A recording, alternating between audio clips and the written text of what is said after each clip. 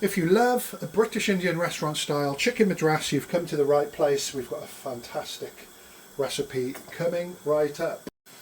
Let's just add some onions to the pan. So all the quantities and ingredients are in the video description. Let's just add a touch of salt to the onions to help them cook evenly. We're going to start off on a medium heat, just sautéing these onions. We'll come back in about 5 minutes.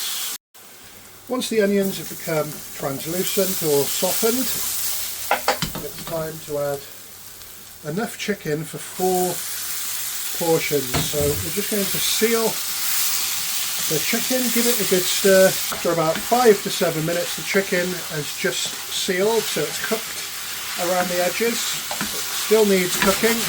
Onions are slowly caramelizing and disappearing around the chicken. We're going to add ginger and garlic paste, mix that in well, and continue frying away until you can no longer smell the raw aromas of the ginger and garlic. So that's been a couple more minutes. Next we're going to add our powdered spices. So we're going to go in with some Taste of India Madras powder,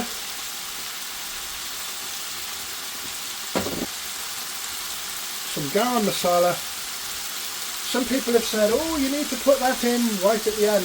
Well, I don't really like the grainy texture. I like it to be cooked through. We're adding some Kashmiri chili powder, and to that we've got some tomato puree diluted with water to make it palatable, and a teaspoon of tandoori masala. It works every time. It really makes your tomato tastes really good, and all those spices combine to make a fantastic madras flavour. So we're just going to give that a really good stir and cook those spices through. Once everything's well mixed, we've scraped all the goodness back into the sauce for added flavour. It's time to bring it to a really sizzling temperature. Come to a good temperature. Next we're going to add some base gravy. So I'll put my link to base gravy in the description of the video and probably in the comments section of the video as well. We're adding 3 ladles. We're just going to stir the base gravy and make sure it's well incorporated, but we've got a few great ingredients to come to turn this into a true madras that's going to taste fantastic. And we're just going to let that come to a ferocious temperature once again. Next, I've just had a taste for salt. I'm adding just a touch more salt. It's really important to add the correct amount of salt and taste it as you're doing it, because the salt really equalises and balances all the other spices out.